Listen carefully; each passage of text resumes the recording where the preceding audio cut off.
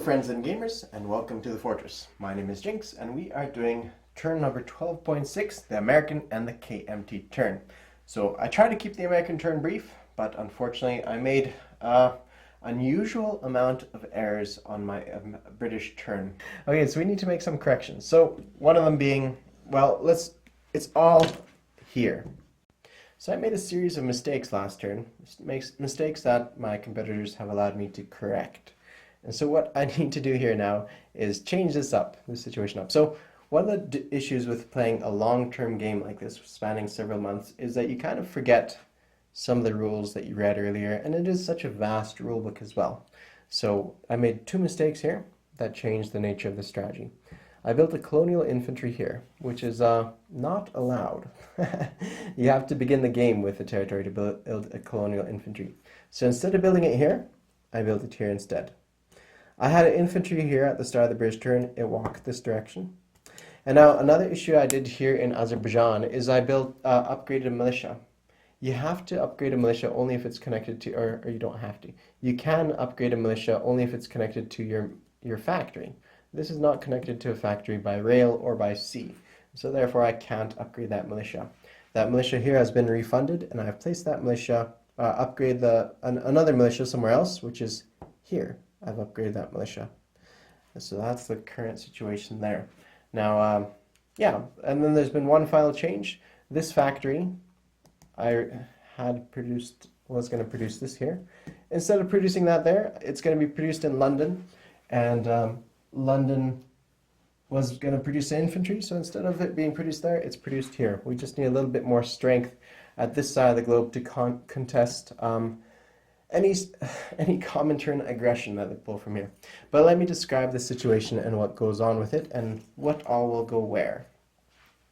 So first of all, this airborne had originally come from here to this position. Instead, it's going to go here. Two infantry had walked on from southern Iran. Instead, they're going to stay back here. This mountain infantry flew in here on this air transport, and so it's just going to reside here for right now. This tactical bomber and this French medium bomber came from Thessaly, and so they're just going to sit here. And these three fighters came from Gibraltar, and they can reach this position just as easily. So we have now 4 militia sitting in Azerbaijan. And we have over here, we have airborne, mountain, 3 infantry, 2 militia, and a tactical, a medium bomber, an air transport, and 3 fighters. A smallish force, but not that bad. Not that bad at the end of the day. Here we have Auchinlecht's force, which is sitting here in British Somaliland, ready to react by dropping troops off in the Middle East here. In the Middle East, in Iran or Iraq, or to respond to any need that they have here against CCP or Japanese aggression by threatening Siam, Malaya, Sumatra, as well as Burma and Bengal and these areas right here. To prevent that CCP push, as it were. So that's what's going on over here. So those are the corrections being made. Now, I think that covers it on this side, and we'll go over to the other corrections. Now, I don't know how I missed it. One handy dandy feature in the rulebook is you can hit Control F if you have an electronic version, and find issues or find keywords. Now, sometimes the keywords are longer and complex, and sometimes the misspelling is not correct. For instance, if you type in Lend-Lease without a dash between the two, you'll find some results, and Lend-Lease with a dash will find other results. So keep in mind, it's not always clear cut. So when I'd researched carpet bombing, and I was intending to carpet bomb the Kriegsmarine, I didn't actually find any issues against it. I thought it was weird because strategic bombers generally weren't used in that role, but nonetheless, that's what we find ourselves in. So the strategic bomber is not going here. Now I had a talk with Panzer King about it, and he said, "Yes, of course, yeah. If I was in your position, I'd be changing things up too." So we are changing things up a little bit. I asked if he wants me to just transfer the results of 3 hits against another force. He had expected I'd be going to Sweden or Denmark. Those were the 2 options, and he said no, he does not want to transfer those results. I agree because realistically, I should only have gotten, on average, maybe 2 hits, perhaps less. So he wants me to have a fresh die roll, even though that might mean I get 5 hits. So that's the idea behind that, and so we're going to redo the strategic bomber attack. Now we have a range of that. So we have normally its range is 6, but if you add the +1 from the airbase, and I believe it's +2 from the long range aircraft tech, we have a total range of 9. So with that, we are going to go 1, 2, 3, 4, and air bomb this situation. So this major factory here. So we are not actually doing a carpet bombing attack, we're doing a strategic bombing attack. In all the adjacent areas and all the areas that we pass through, there are, not that it matters, but there are no fighters in this place as well. So I'm going to launch an attack against this major factory. So for heavy bomber, that is 3 dice rolls at a d6 for a maximum of 20 damage. And here we have the die rolls. So our hope is to exceed what we would have gotten if we had gone into either Denmark or Sweden. So not too bad. So we're looking at 12 IPPs of damage against that major factory there. So that takes a bite out of his income and prevents him from doing any tech rolls, or one less tech roll in that area. I forgot one thing as Yaxis. This is post-production. So I forgot to roll the response for this factory in anti-aircraft. I completely forgot. It has an inherent anti-aircraft, and they get to roll a response attack against my units. So let us turn to this over here, and I'm going to roll 1d. It's going to be at 3 for success. Alright, missed. So James, sorry my friend, couldn't do it to a nicer guy. 12 damage against that major factory in Bavaria. And now from that I can get back. So 1, 2, 3, 4, 5, 6, 7, 8 with a little bit wiggle room to spare, so it lands back in the British Midlands. Now, this strategic bomber, of course, is not participating because it just now flew up from Gibraltar and wouldn't have had the range. So that was our corrections that we made there, and that is it. So I have already put in place the Italian turn with this mysterious transport right here. Now, it's not a threat at this point. The only place it could threaten is, well, a few odds and ends, but it's kind of a mystery position right there. So I'm not sure what to make of it, but I'm not going to react to it just yet. Here we have our buys.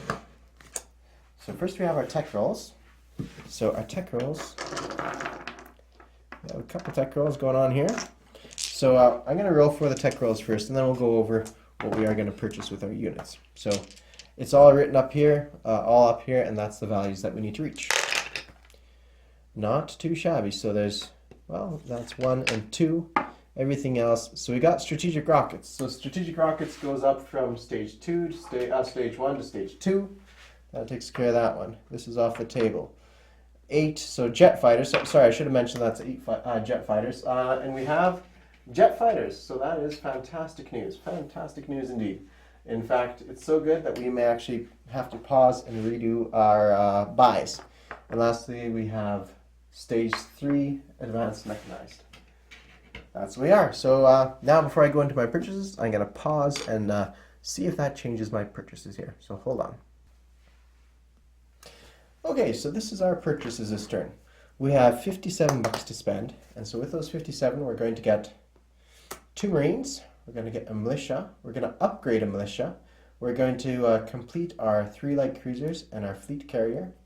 This is for our economy roll later on. Now, we're getting a jet fighter for the British. So I don't have a sculpt for jet fighters for the British. So I'm just going to get these what look like early war fighters, and I'll be able to differentiate. And now this is going to be a jet fighter for Free France. They both cost 12 bucks here. Free France doesn't have any fighters, and this looks a lot like a regular fighter. But I'll be able to keep an eye on it and watch it as it moves around the chart, and so I'll be able to keep track of what it actually is. It also doesn't have green-tipped wings, whereas all my other regular fighters for France have green-tipped wings. So that's what we're going to go with.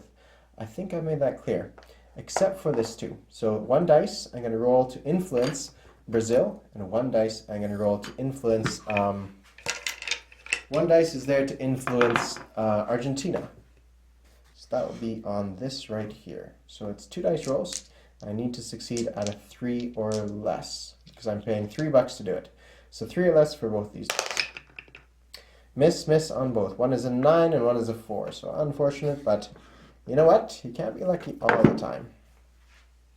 that's what our purchases are. Let's move to the board with some combat moves. Combat phase. So there'll be a few combats happening, but before we get into that, I want to make one more final correction, an error on my part. So if you look over here in this territory, I had to bring this Anzac transport back here. Originally I moved it from this position because I moved it here up to join Andrew Cunningham's fleet up here using strategic naval movement.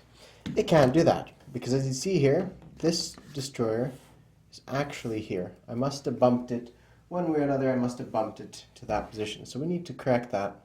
So instead of going in that direction, this Anzac transport is going to strategic naval move in the opposite direction, and it's going to go westwards. Eastwards. 1, 2, 3, 4, 5 to Pitcairn Island right there. Alright, so that takes care of our last little bit of errata on the board. So now let's take a look at what our combat movements are. So we're sending 2 submarines from this position. 2 submarines are going to go to Sea Zone 54 to do some convoy raiding right here.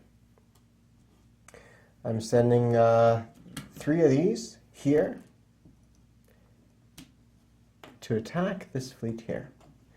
But I will talk about that momentarily. There's still going to be one more attack. 2 submarines from this Hawaiian fleet, actually let's say 3 submarines, are going to come here to attack this destroyer in the Solomon Islands. That's what that's going to go on right there. Lastly, we have the remaining 2 submarines here. They're also going to go here and attack those units here off the coast of Japan. So that's all our movements going here, there, everywhere, all our combat stuff going on. Okay, so let's talk about this battle occurring here in the Japanese Sea. So I have 5 submarines going here, and it's going against aircraft and a destroyer. We are playing with an optional rule in our game, and it's found at the end of the rule book, if I remember correctly. We talked about this way at the start of the game back in January. So here I have the optional rule checklist that we went over. Now somewhere on here, I believe it is right about here, carrier aircraft retreat. Aircraft on carriers must retreat if carrier sinks, 1 space. And I believe it says it's found in 9.4. When you look at the rulebook at 9.4, it says nothing about this. But when we went over the checklist, at the time when we went over the checklist, I didn't cross-reference the rulebook and find out each individual part where it said. I just went off of this. We briefly discussed it. I may have looked back. It's been a while, but I may have looked in the rulebook at 9.4. I know for a fact it doesn't say anything about this optional rule that if aircraft carriers sink, then the aircraft retreat.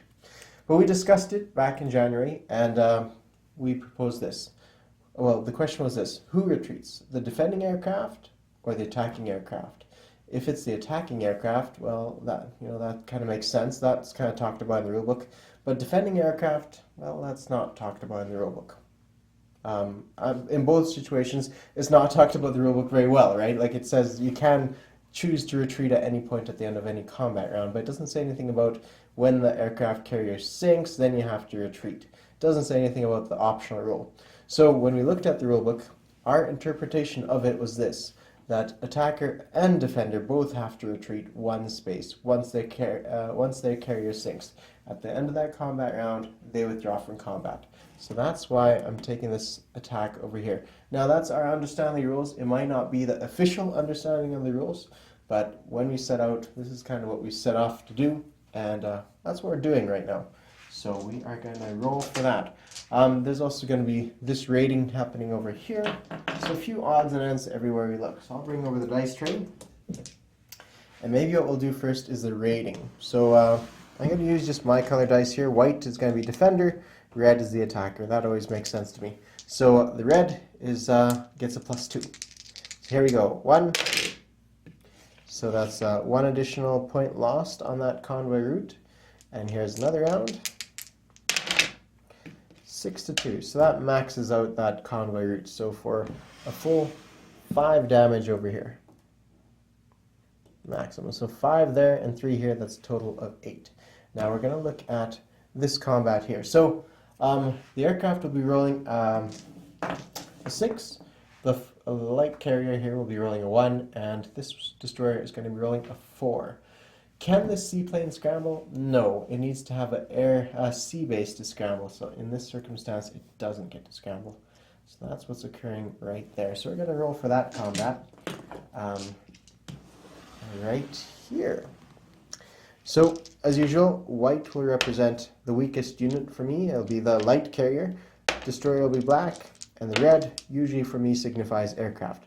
So 6, 4, and 1. The blues are going to represent the submarines. So we hope to get, we think we'll get 2 hits. We got 1 hit, and they got no hits. Okay, so round 1 is over. No hits on their side. That would be 6. I would need to hit a 1, and that would need to hit a 4. So 1 hit against them. At this point, they could choose what they want to remove. And I'm left in a quandary because it is 2 a.m. right now. I'm not gonna call Panzer King to ask him. So if he takes off his destroyer, that means I get a first strike against the carrier. If he takes off his carrier, then the aircraft, per the house rules that we ruled into this, then the aircraft retreats at the end of the combat, 1 space, or end of the combat round, 1 space. So it's a bit unsure. So I'm going to, I'm going to roll 5 dice again, and the 6th dice is an option. So here I have a white dice and a red dice. So that's up to Panzer King at this point. If he wants to remove the carrier, then the first strikes will happen off the blue dice, and then the red dice will count. Sorry, won't count. So you'd only count the white dice. So that's scenario 1, just the destroyer in the just the destroyer in the picture. Option 2 is if he gets rid of the destroyer and keeps the carrier, then these 2 count. That would be a 1, that would be a 4, and I get a first strike. So I'm going to just roll this handful, and then I know this is not quite proper, but he should, he's not here, guys. That's the long and short of it.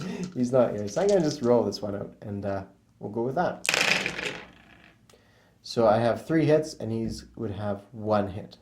So first strike would, of course, wipe out his carrier, but that missed anyways. And so he'd have 1 hit, and I'd have that. So I think at the end of the day, what I'll say happened, because it seems to be the logical choice, is, well, obviously these 2 are going to be removed. I can't cause hits against the aircraft. And because he had his carrier present, and his carrier didn't hit anyways, I still have to remove 1 submarine. So I think that's the solution behind there, because even with first strike, it doesn't really matter against his aircraft. So I think that works out, and that's probably what Panzer King would have done in my logic. Okay, the next battle we have is this one in Sea Zone 127. So 127, they have 1 destroyer, and I have 3 submarines. So I'm going to grab the white dice to represent the defender. So he's rolling a 4 versus my 1s to 3s. I have 1 hit, and so he is sunk. So that takes care of this destroyer here, and I remove it off the board. So I'm going to keep those off to the side, and I'm going to keep on counting them just for the fun of it, and keep track of how many casualties we have here in the Pacific. So 5 damage against his convoy line, 3 damage here. Remove those units here. He can choose where he wants to retreat that unit to, and as far as I recall, his seaplane would scramble if he had a seaplane base, but he doesn't scramble from naval bases. I could be wrong, and just to double check, I'm going to actually roll a white dice twice, just in case we missed it. It would hit at 3, so here's for round 1, in case he can scramble from a naval base. So round 1 and round 2. So it wouldn't really matter either way, but I just don't recall right now, and I'm a bit too tired to check up on the rules. Okay, non-combat. So non-combat is going to be fairly straightforward. These 2 ships come here. The 3 transports are going to pick up a load of units and come there as well. The 2 battleships, 2 heavy cruisers, 1 light cruiser, and 4 destroyers are all coming to this position. So what else happens? Well, these 3 fighters land in Hawaii. There's an airbase there. And the carriers carry 6 units across. So that's 1, 2, 3, 4, 5, 6 units right there. Yeah, I think that's right. 1, 2, 3, 4, 5. 3, 4, 5. Oh, yeah, I'm missing one. So there we go. 6 units right there. Okay, these 2 tactical bombers fly over here and just reside in the air. Just wait there for a carrier to catch up with them. And these 2 infantry are going to rail their way down to San Fran. That's where they're going. Actually, yeah, they'll both go to San Fran. This medium bomber is going to fly across to the other side of the world. Well, sorry, it's going to be railed across. But while I'm here, I'm going to place these units on the board. So I'm going to be placing 2 light cruisers, my production stuff, right here, and the fleet carrier here, as well as 2 Marines are going to be going into San Fran. Now, if you recall in Panama, actually I will have to go to the other side anyway, so let's go off to Panama. I have this fleet right here.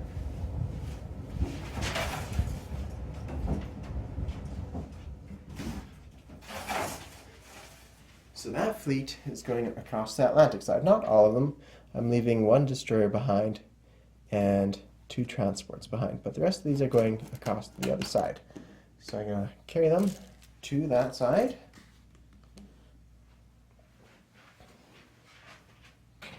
Right here. So they have the range. There's 1 space on the other side of 103, right? So they go 1 to 103, here to C zone 7, 3, 4. So some of these units with sufficient distance can hit this position. So a carrier can come here, and that's where these 2 tactical bombers will land on, as well as the 2 heavy cruisers, 1 destroyer, and 1 light cruiser comes to this position. Now those other units they have a slightly smaller range of only 3, so they come to this position here. 2 battleships and a transport. They come to this position. Now we're going back to the Atlantic side, so I'm going to pick up this medium bomber because we're railing it across to the other side of the globe. Which brings us to here. It's railed here to what's that? Southeastern United States. Now these 3 ships stayed here. Now I'm going to come 1, 2, 3 to this position. At this point, the German player, Panzer King, can decide if he wants to unsubmerge and attack this destroyer and those 2 submarines. He has that option. So the way we're playing this, and I'm just going to say this for right now, is that he can declare at any point, if he sees something during my turn of what he wants to do, he says, look, when he does his video, he says, look, back on your turn when you did this, I'm going to be doing this and unsubmerging, etc., etc. So he could take advantage of that, and in this circumstance, unsubmerge there. So that is his prerogative at this point if he wants to. Now, I have a few more moves to make. Well, 1 anyways. One of these destroyers is going to come across and go convoy escort right there. I do believe 1, 2... We're going to move those 2 units to convoy escort right there. A light cruiser and a destroyer, leaving only 1 destroyer right here.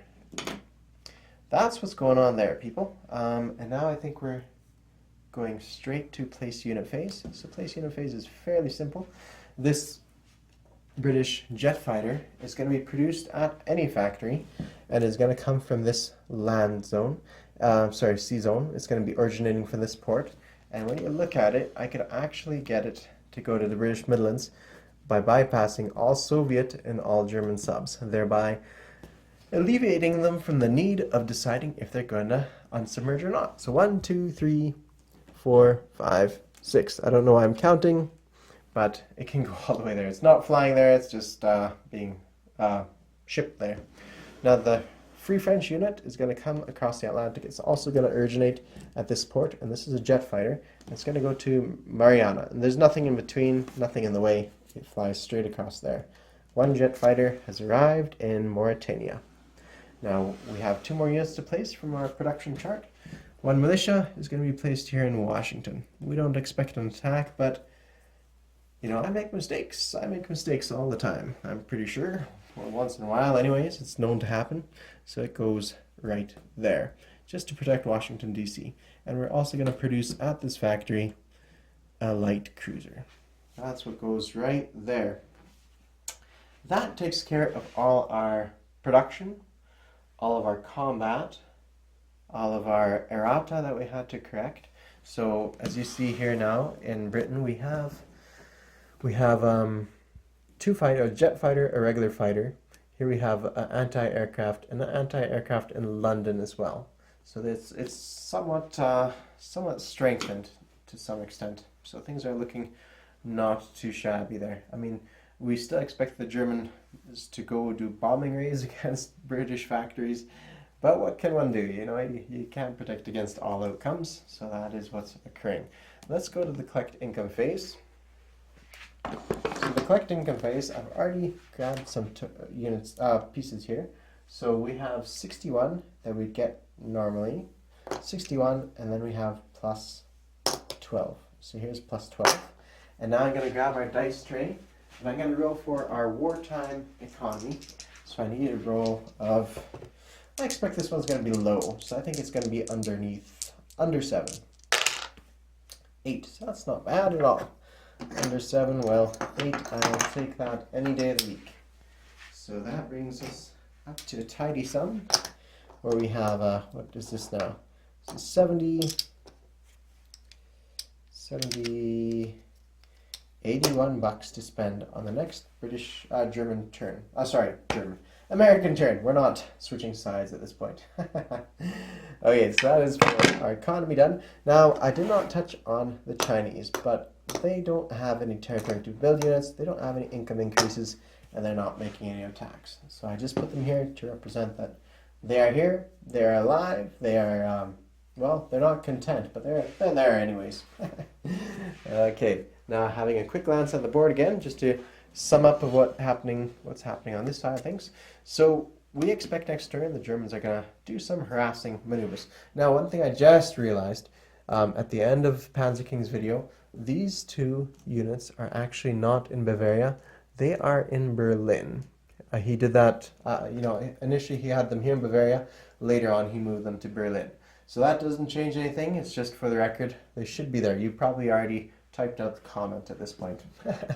And so here we have a total of 12 hits against Bavaria. Yeah, against Bavaria there's 12. And what else have we got going on? I believe that's it. So in the British Midlands, I expect Germany is going to ask what I have here. I have 1 infantry, 3 militia, the Canadian Patricias, an airborne unit, a strategic bomber, a heavy strategic bomber, an anti-aircraft, a jet fighter, and a regular fighter. In London, I have 2 infantry, 3 militia, and anti-aircraft. Up here in Northern England, 2 militia, 1 infantry, and here 1 infantry, 1 militia. So that is for the sake of both Hilltop Pillbox, in case he gets really ambitious with his Soviet forces, and also Germany, so that their bombing runs hopefully do not be as successful as they think they may be. This is turning out to be a very alt history game where we have a lot of, well, like I called it before, a steel hedgehog, where Germany is doing some interesting things, but they will need to break out at some point, because some victory points, well, a chunk of victory points lie either in Soviet hands, or Soviet victory points lie in primarily, well, some of them lie in German hands, and some of them lie in any neutral territory or any territory that has an IPP value. So we'll see some tension growing in Europe between Soviets and perhaps Germany, perhaps the Allies. So we'll have to plan that out. This situation here is well, not ideal, but we're content with it. Where we can react to any force that goes in there. We have sufficient land forces here present that we can rapidly reinforce here against the Soviet aggression, and likewise we can reinforce in Calcutta or anywhere here against CCP aggression, as well as threaten Japanese forces here in British Malaya, British Malaya, Siam, Sumatra, protect this whole coast, and we still have sufficient power to reach into the Mediterranean and protect both Gibraltar, Egypt, and even threaten the southern part of. This guy even looks. This guy's not even Italian. That's somebody else. That's actually a Russian militia there for some reason.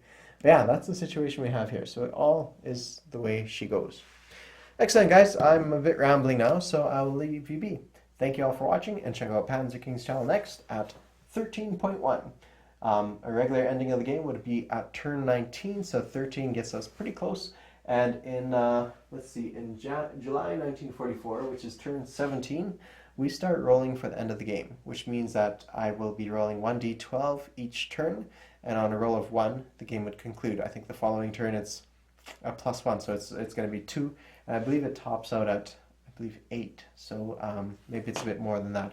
But there's a chance that this war can go all the way till 1990, but there's a chance that the war could end earlier in July 1944. Thanks all. Cheers.